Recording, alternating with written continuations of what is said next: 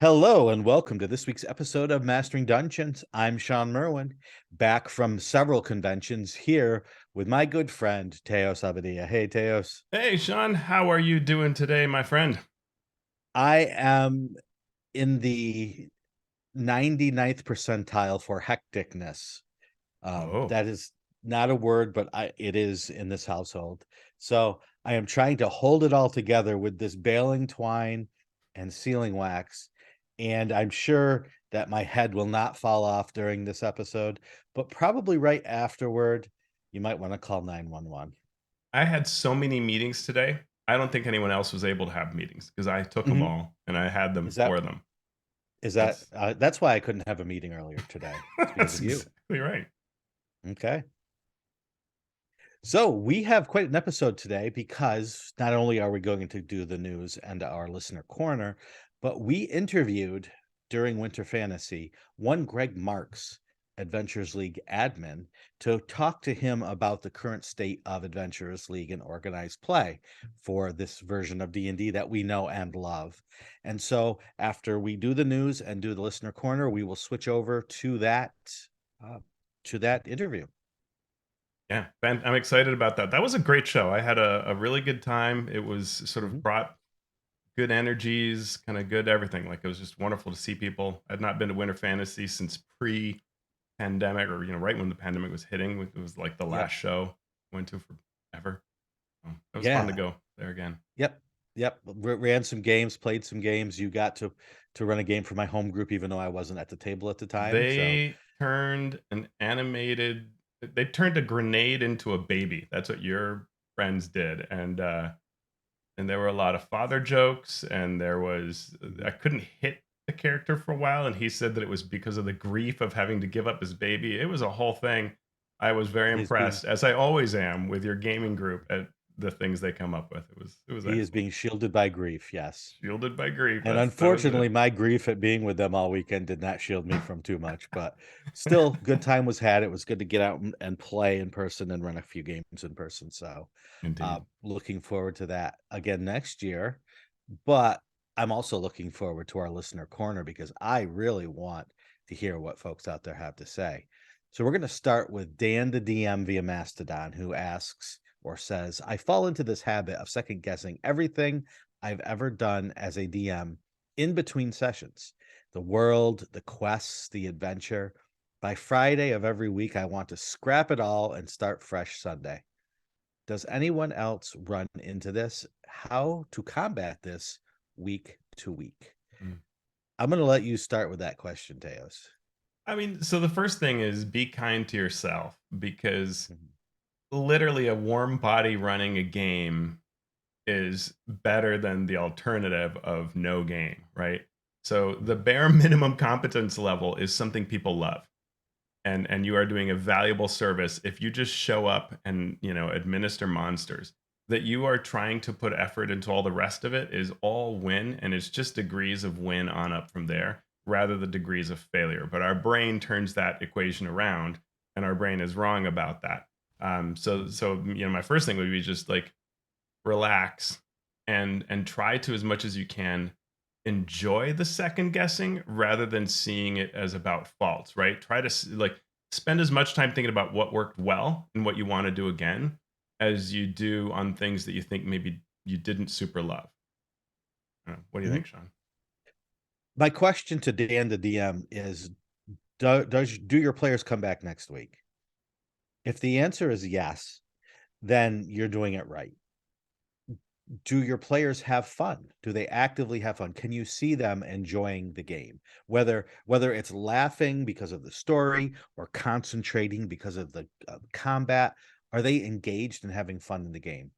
If they seem to be, then the answer is you're doing everything right. You then need to figure out what you have to do to have fun. Mm. And if you're having fun at the table, then you're doing it right as well. And all of these afterthoughts are just the normal second guessing that comes with creating anything, right? You could paint a picture and say, boy, I wonder if I could have done that better. You can write a poem and say, boy, that rhyme scheme, I don't know, right? You do that whenever you create something. So it's natural to do that. You just have to remember to also have fun And if it's fun for you to second guess, if you do like to tweak with the story, the quests, the world, then go ahead and do that. But enjoy it as the creative process it is, rather than hating it. Uh, and yeah, if everybody's having fun, keep on that path because that's the whole point of doing this. And I might zero in on this question about scrapping it all and starting fresh. So, one thing that I had a lot when I started running is that I would pursue a story that I hadn't sort of fully formed. And so as I kept going with it session after session, I found myself doubting a lot because, in fact, I didn't quite know where it was going. And we were all having fun, but I became happier as a DM. I don't know if it's better. I think I became better as well, but I became happier as a DM when I had a better outline of where my story went essentially all the way through. That doesn't mean that it was all a railroad or whatever, but I knew where I wanted things to go or what could potentially happen, what things would develop and appear just at an outline level, and that helped me a lot. So I don't know if that's the case here, but if you find that sort of your story is a thing that you keep revisiting, then maybe spending a little more to think more widely about where it's going may help. Mhm. Because what that does is it allows you to know what the character's goals are going to be, or you figure out what the character's goals are once they start playing. And if you know what the character's goals are going to be from session to session, then you can focus in on the important things of putting the drama between the characters and their goals. And if you're doing that, that's the fun part of it. Whether that drama is in their backstories moving forward or the thwarting the goals of the bad guys, or their goals are just something driven by what the character feels like doing from week to week, then you can focus in on that important work of creating the dramatic tension and the fun encounters at that will be played out at the table rather than worrying about anything else other than that important aspect of the game. Then we will get to Reed Anderson via Mastodon. I've only ever played Dungeons and Dragons through the years. One of my all-time favorite console games is Final Fantasy Tactics. The class progression is very interesting because you start off as either a squire for the martial class or a chemist for the spellcaster class. As you level up, you unlock new classes and abilities. Are there any RPG systems you can recommend that have a system where uh, everyone starts very similar and grows in different directions as they progress? Thanks. So in that is a great question. And as I ponder this question, this is what I want a game to be Mm. for me at this point in my gaming career. I want a game where everyone starts the same way and they progress through play rather than through choices that they make outside of play. However, D&D is such a class-based system, and all of its clones and all of the games that have sprung from it are such class-based systems that it's hard to get that feel of you're all equal at this point, and you will grow to become different. Mm. So I'm sure there are many games out there. None of them are jumping to the top of my head at the moment. I mean, you could call Fate that, Mhm. but you're going to have different because it's not class based, but you're going to have different traits and you're going to have different um oh boy, I lost the name of what they are. Aspects. Aspects. You're going to have different aspects, but those aspects are all equal to each other mechanically. So in that sense, that's a game where you start equal. Um, Yeah, I think a lot of those games that are maybe more modern, uh, mhm, or support modern or current time games, tend to be like that because they are trying to emulate a genre where the soldier is not all that different than the scientist, right? Except for their mhm, firearms skill or their science skill. And so the more you get into things like Gumshoe, mhm. or D20 Modern, right? Or Yeah. anything that starts with like a commoner, like where you play as commoners first and then you differentiate, right? In Yeah. fact, someone recently recommended on our one of our YouTube comments was about a game where you sort of all start. I think it's DCC Classics. I think That might be, Yeah. where you start as, Dungeon Crawl Classic starts Yeah. as commoners, and then you add more, right? So the more the game Mhm. sort of feels like that, then you get into this kind of ability, of the game to let you grow organically. D&D has sometimes tried that, like, it's either had a 0 level or, things like the Ori Red Box, where as you played, you decided, do you wanna hide from the bandits? "Oh, look, you're sneaky, you're a rogue." But it ends up being Yeah. dissatisfied because I think iconic D&D is you say, I'm the rogue, I'm the fighter, I'm the cleric, I'm the wizard, and you want to sort of identify that way. So therefore, the game wants to give you what you're asking for, which is a bag of tricks, right? Right. And Yeah. strong pillars that differentiate. Yeah, and even those games like the D&D games where you start at 0 level or the DCC, even though you start with a commoner and you're all the same, there's a huge jump between that, and now you're picking your class and you get your huge bag of tricks rather than slowly Right. gaining things. Yeah. So check out more smaller indie games. Uh, Mhm. very tiny one-page games will do that for you, right? Honey Heist would be that game. Now, it's a one-page game, right? You Right. probably only play it once and then you're done. So it doesn't have that long-term campaign feel, but it's something that you can at least toy with to get a Mhm. feel for how that works so you'd know if you actually like that sort of game. And some games still have a few differentiators, like spellcaster, right? Like I think like Mhm. if you think of fantasy age, spellcaster, sort of drives you into a certain category versus melee. But when you're within those categories, it's not like druid or wizard has to be a huge pillar that separates from the other pillars.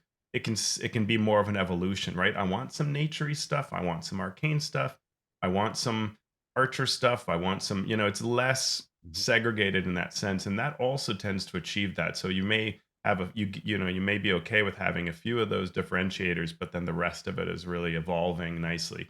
Shadow the Demon Lord, which we'll talk about, allows you to Mhm. do that a lot, right? Where you can really from level to level pick what you want as your emphasis and end up very different, but it isn't because you bought into some giant silo at the beginning.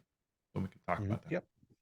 Yeah, and as we review games over the next few weeks, hopefully we'll get into games that do that, do a lot of different things in different ways. We have Kurt Ugle 4576 via YouTube with the questions. Please describe how the experiences of being a producer rather than an author, you go about doing that. And the other question is, do you have a list of key points you try to get at to match DM and play Mm. expectations? So, a producer rather than an author. The author is you have a task in front of you. Generally, hopefully, it is made very clear what the end product of that task will be, and you go and you do that task. Asking questions of your producer along the way to make sure you're on the right track. The producer is going to be the person that pulls everything together, not just the writing from all of the different authors, but also dealing with the art director to make sure that the art is going to match the text, dealing with layout folks to make sure that you are hitting your goals in terms of page counts if you're creating a book. You are often the one creating the overall picture of what the project is going to be. So when the author sits down to create the thing toward a goal, you are the one creating that goal that they are working toward. Um, so you are as a producer, especially if it's a big book like a 256-page source book, uh, you are the person who has to keep that vision in mind as you watch everyone else work toward that goal. Yeah, that's excellent. You're more of a project manager, and you almost have the mind of a developer, where you are less concerned about the exact words and what the words are achieving. So Mhm. you are looking at something that gets handed in and saying, does this meet the higher goal that we need out of this, right? And that's especially true when you have different authors all handing in different pieces. All those pieces need to gel and contribute to that overall higher goal. Things might individually be amazing, but they're not doing that. So you might go back and work with the author to do more Right. of that, right? Or when you hand it all over to an editor, the editor will then come to you and say, the tone of these different pieces is very different. How should we handle that? and then you might have to send something back to an author or tell the editor, could you tweak the language or tweak the verbs or tweak something Yeah. during your edits to make it the tone match. So yeah, all of that goes together. The other question, Teos, key points about trying to match DM and play expectations. Well, yeah, the DM and play expectations. The easiest way to say it is contrast it with what you're doing as a writer, which is that you are creating this informational document, right? Mhm. And full of fun ideas that you've come up with or someone else has asked you to develop. And so that can be that you're in this mindset and you're not thinking about those larger things, right? So DM experiences, the DM's going to read this and process it, and then they're at the table going to try to provide this experience accurately, right? Like they're going to try to correctly understand what's on the page, run it in a fun way, and feel good about it. And so all of those things are better when you pull back from your writing and go, okay, if I'm looking at this page for the first time, is it really clear what comes together, right? Mhm. And I always love like going to Winter Fantasy and running a couple of adventures and seeing how well do they do that, right? Am I Mhm. lost in some introduction that's just enormous, right? Or could I pick this up Right. quickly and run it as is? Is it a joy to read or is it a slog, right? All those different Mhm. things really can matter, and it can be that as we're writing, we're not thinking through it. And play experience is a slightly different piece, but we're turning that into both DM and player and how that interplay happens. And I'll give one example of what it was a very fun introductory Dark Sun adventure or Dark Sun, I wish Dragonlance adventure that I ran at Winter Fantasy, and it was really very good. And I gave this feedback on to the authors and admins that in the introductory piece, it has a number of scenes you describe, and then a few things that the players contribute, and then it has an introduction from an NPC, and then a rumor table that the NPC can give rumors to the PCs from this table. And so my suggestion was make those rumors into little slips of paper handouts that you give the players. Have the players, since they're coming together at this tavern, share those things that they know. Mhm. Now you get personality, you break up the thing where it's like exposition, NPC talking. You give more ground to the players, and that's a better play experience, right? Just mixing up all of those different pillars and who gets to speak, and it also gives the DM a break, right? So Yeah. that's the kind of thing that when you think of play experience, you go, "Oh yeah, this has been the DM driving this scene for a little too Mhm. long." So we switched up that play experience.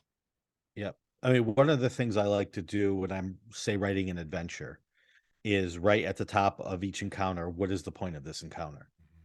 And everything that I write after that should serve that purpose. And I try to leave it in when I leave that little description in when I publish it.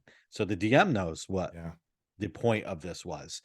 And if the players do something differently, if the DM wants to run it differently, they at least know what the expectation of this encounter was meant for. This encounter is meant for the characters to find out the following bits of information. Mhm. Now, I have combat in there where once they win the combat, they find the letter that has the information. Well, what if they skip the encounter completely? What if they try to role play? Well, if they try to role play, maybe the people who hold the letter accidentally let slip the contents of the letter. Uh, if they choose to bypass the encounter completely, we have to move that letter to a different encounter, but they can still find it somewhere. Yeah. So letting thinking of the expectations for an encounter and actually writing it down and working toward it and passing that information on to the game master is an invaluable tool in your adventure design. One other thing that I like doing as a catch-all is at the end of it, having like a developments and sort of conclusions piece to the encounter Mhm. as well that Mhm. helps you remember like, oh yeah, they need that information, right? So Mhm. worst case, you can find a scrap of piece of paper on the floor, to give you that information, but you don't leave that encounter without the things you should have done, right? Once the characters have learned the information and dealt with the monsters, you know Yeah. and there are two exits going to encounter five or six, right? And that's just, Right. and then the DM really has that hand holding at the end as well. But I Mhm. agree with you fully. The beginning, whenever I write, the first paragraph is a very short, here's what this Mhm. is about, because it helps you that way. Yeah, and we've talked about DMs, as teachers, right? Having the same skill set as teachers. A lesson plan does exactly what we're Hmm. talking about. It is, in this lesson, the students will learn this. Here is how I'm going to teach the students this. Here is how I'm going to test to make sure that the students have learned this. Here is how I know that they're going to apply this information in later lessons. And it's the same thing, right? This is what the Yep. players should be doing. This is how they're going to do it. This is what they have gotten, and this is why it's important later. It's a very similar parallel thing for me. So Cool. that was our listener corner. So thank you to all our tweeters, tutors, and Patreon folks who wrote into us, and you can always send in your questions via any of those bits of media. Now let's get to our news and commentary section. So Teos, last week some things happened apparently. Uh, I can't Kyle believe it was Brink. just last week. I know, it feels like it was forever ago. Kyle Brink, the executive producer of D&D, went on to several podcasts and streams to talk about the open gaming license and basically to answer any questions that people wanted to ask. He did this, we know, to many influencers, podcasts, and so on. At this point, 3 have been released. The first that was released was the 3 Black Halflings show. Second was our own Mastering Dungeons, where Teos interviewed Kyle. And the last one that aired on Friday was Ginny D airing an edited version of her interview with Kyle. And you can go watch all of those 3. There will be links from our YouTube channel as well as lots of other places. But Teos was asked, or Teos, Kyle was asked lots and lots of questions, some very difficult questions about the open gaming license, first and foremost to help provide insight onto what happened there. But he was also asked a ton of other questions. And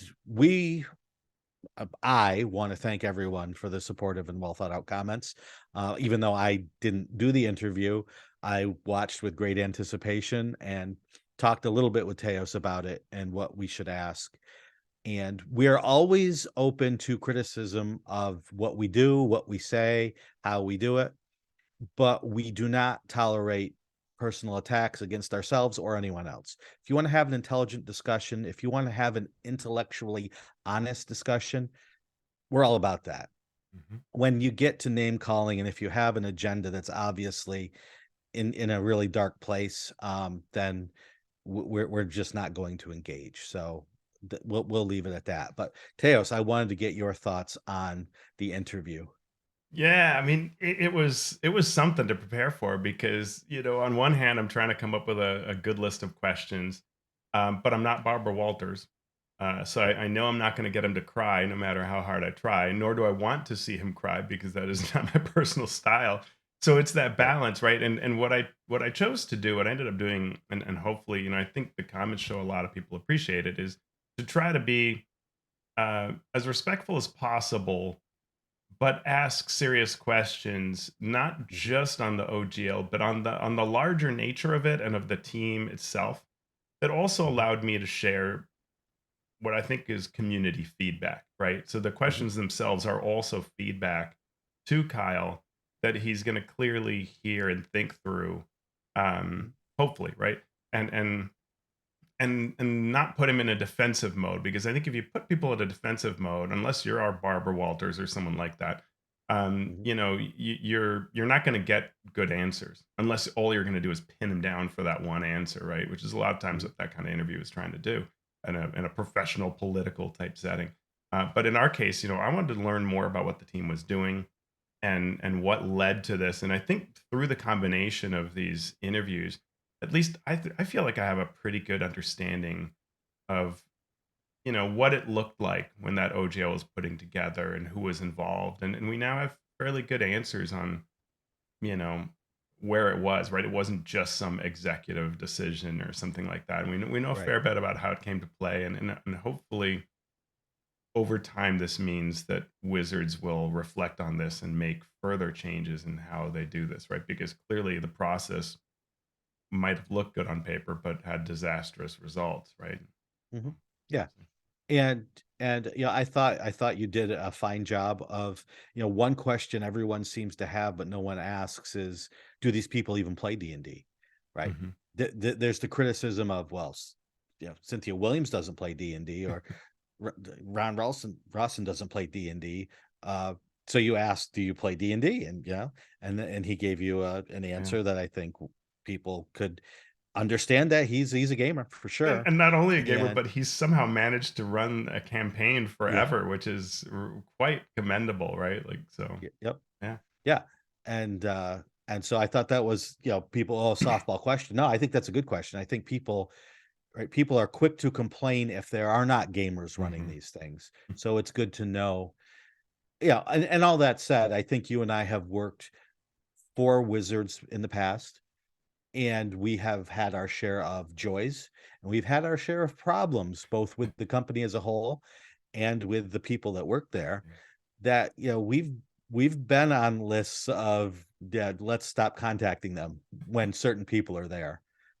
So we're not kissing up to anyone. Yeah. We know the business fairly well, and and so I approve of all of Teos's questions, and just getting answers out, getting as many answers out as possible, so Yeah. we have a base from which we can move forward. And just really thankful for the opportunity. That it's nice that we were thought Mhm, of, because and I appreciate that Three Black Halflings was thought of as well, because it's mhm, very easy for them to have only asked questions to certain groups, or to have, yeah, done it in a way that it was different than how they've reached out. And I appreciate it. And I look forward. I think, mhm. Bob the Builder is going to have an interview. We'll see who else does one, but I appreciate Yep. that. That's really nice. Yeah, I would be very surprised if there weren't at least 3 more coming, if those people chose to ask questions and record it and put it up. Hey, there was a football game yesterday, apparently. I did not watch the Super Bowl, but where was a D&D ad? There was a Super Bowl with a D&D trailer for a movie. I mean, that's pretty cool. The trailer consisted of previously seen footage. You can find the link in our show notes. But it had a couple of extra scenes, some kind of wave of water effect striking some characters, a scene on a boat. Not a whole lot new, but it's just kind of cool to know that, this many people saw a D&D trailer. That's kind of cool. Mhm. Yeah, and I think I watched the trailer, and I thought, well, we really haven't seen we have there's nothing new there. There's not too much that we haven't seen already, but I think it was cut in a way to highlight the action rather than the comedy, Yes. Mhm. with probably with a focus group going, you're all football fans slash, more general audience, right? You're there to watch Rihanna, you're there to watch the ads. What's going to be most effective to you to Yeah. get you to come see this movie, right? And it's the action. It's Flash Chris Pine and Flash, uh, right? Michelle All of the different Rodriguez, and actors and yeah. actresses. Yep, Hugh Grant. and get Hugh Grant in there once, just Mhm. for recognition, and let's see if we can get you to come to this movie. So Yeah. I thought it was good, well done, it made sense strategically. Speaking of strategery, Keys from the Golden Vault is coming. This heist adventure on February 21st. You may already have access to it if you ordered the bundled book and digital. I did not do that. I just did the digital, so I am waiting for the 21st to rear its beautiful head so I can see this new group of heist adventures. On D&D Beyond, you can also claim one free adventure from the book. That adventure takes us to Icewind Dale and the Prison of Rebels End, and you can see all of that on D&D Beyond. Yeah, and we have a link in the show notes. And shout out to Mario Ortegon, who's been on here on this podcast, and nice to see his name amongst the credits. I actually forget who all else was there, but I remember that his name was shown on the credits page. And I feel bad for everybody who may have their being on this book have been overshadowed by all of these OGL events, because it's always amazing for people to be in one of these books. And so if any of those folks are watching, what you did still is awesome, Yes. and I hope you can enjoy it. Yep. Please enjoy your creative fruits despite all the chaos that's Yeah, going on around. that is not your fault. There was no chaos at Baldman Games, Herald's Guild Awards and updates. At Winter Fantasy, Baldman Games announced a lot of things, but the one important thing is that they will be running many content at many conventions this year, including PAX East, C2E2, Origins, Gen Con, and most likely also at PAX West, New York Comic Con, and PAX Unplugged. And they'll also be reaching out and running games at some librarian and teacher conferences around the country. Yeah. And I thought it was Uh, fascinating. They're going to work with WizKids to demo the new Onslaught skirmish game, showcase minis and terrains at these big conventions.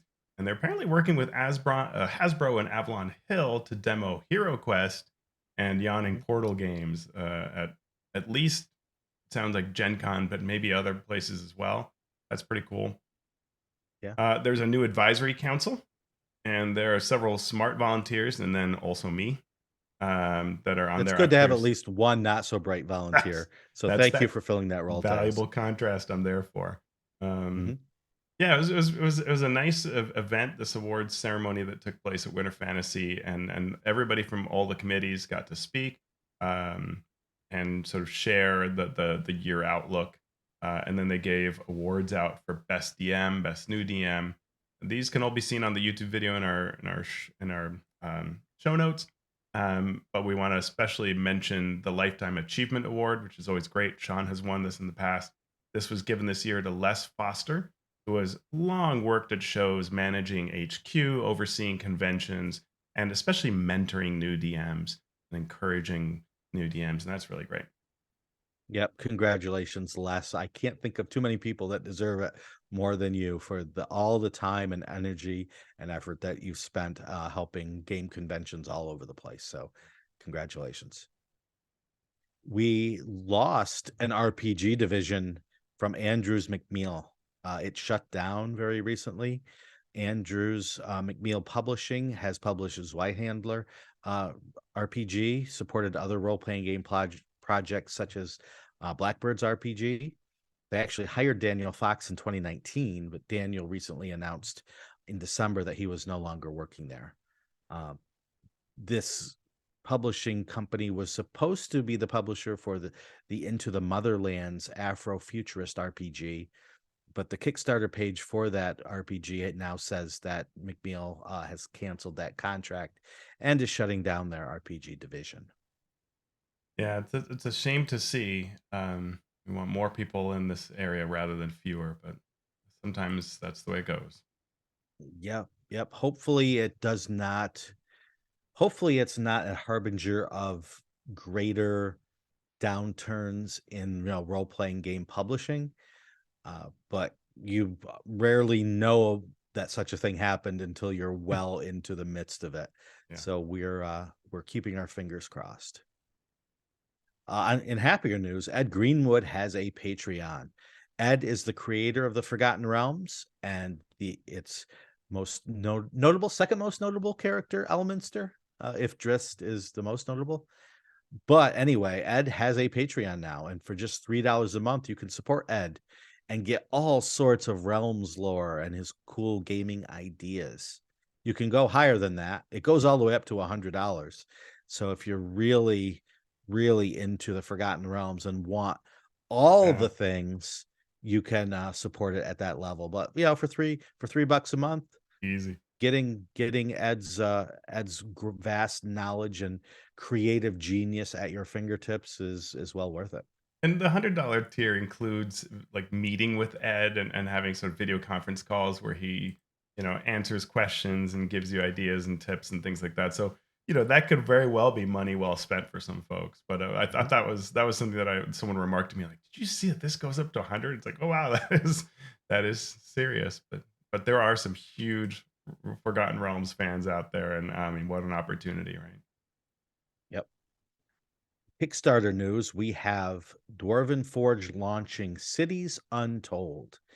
This is the latest Kickstarter from Dwarven Forge, bringing us city terrain The Kickstarter funded in not 3, but 2 minutes, and it made $1.5 million in 1 day. So, did you write any adventures for this, Teos? I did not. In fact, they on a recent stream said that they decided not to do any adventures for this, which probably makes sense. I think it's the kind of thing that it takes a lot of time from their day to think through what the plot should be and so on. So no Mhm. adventures this time. But there are some really amazing terrain sculpts there that look incredible. So I'm currently at the $1 level, and then I'm just slowly making my plans. But wow, Right. the tiers for this are not cheap. Mm, Their prices are as high as the quality, so it is gorgeous, yeah. but you have to come in prepared. And I mean, yeah, there's some small things you can jump into. I for sure will pick up some pieces. Like there's some really neat dock structures that you can string together. But yeah, there's some gorgeous stuff there. Cool. Another Kickstarter news, Forge of Foes will be kickstarting, within the next few weeks, I believe.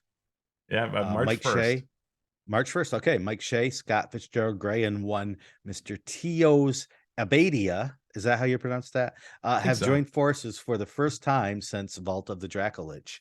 They will tackle monsters, tips and guidance on everything from how to run monsters effectively, how to create them, how to build incredible encounters around them, and so much more.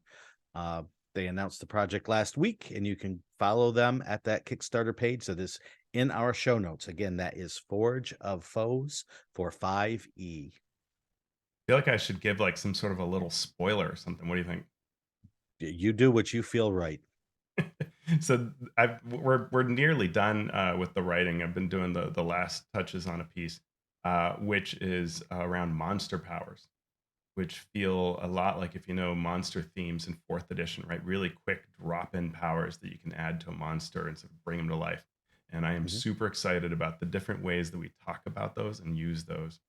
Um, but the whole book, it has been a joy to work with these folks, and we'll be talking more about it in the future. But this is an exciting project. Awesome, awesome. And one more bit of news: if you only back one Kickstarter this year, back Forge of Foes. If you back two Kickstarters this year, I would invite you to back a Kickstarter that is currently in progress, and it is called Valikan Clans. It is a Grim Hollow expansion that delves into the world of Valika, the frozen north of the world of Ethris. And the Kickstarter's been up for a few hours now, probably when this show drops. So we'll see how it's going, but you can get all sorts of new a gazetteer that talks about the land of Alka. We have new systems. The big one is for raiding. If you want to run a campaign of Viking raids, this is a way to do so that takes on a more war gamey aspect, yet Wow, still relies on you as the players to lead this and then finish off the raid territory with a finishing raid on its main stronghold. Uh, sounds and awesome. we've had a lot of fun writing this and playtesting it. It gives you a sort of a different way to play 5e, but we also have new maneuvers. So subclasses that rely on special maneuvers, Mm, turning your fighter types into Mm, to people that can do a little more magic-y things, or giving your magic using characters a little more martial oomph to them. And awesome. yeah, I could go on and on about all that's in this book. And there's also a full adventure that covers a year in the life of one of the Valikan clans, a clan that you make on your own, and it incorporates all of these different new rule systems that we've created: rating, maneuvers, survival, trade. All of that is shown to you throughout this adventure. That sounds great. So Is everybody working together to make one clan, or is everybody from their own clans? you could do it any way. Wow. Yeah, you can play as an existing clan. There are 6 major clans and then several minor clans. So if you choose to play in one of those clans, there are rules for building your characters to be that clan. and some adventure hooks for that area. But if you play the adventure, you are building a brand new clan from remnants of other clans that either have disbanded or you've gotten sick of and decided to band together to create a new one. And it is your first year as this clan, and the question is, will you be able to survive? So Mm. each season has its own challenges, whether it's the raiding season or the growing season or the deep dark winter where you just try to survive the monsters that come in from the cold. I love it. Having just watched Last Kingdom on Netflix and finished that series, I'm ready to make my, how can I make my character sound like Uhtred but not be Uhtred? But Yep. yeah. So, thank you for your support, if you choose to Oh support yeah. that, and, yeah, we appreciate it. Join me, everyone, in backing that. That sounds awesome.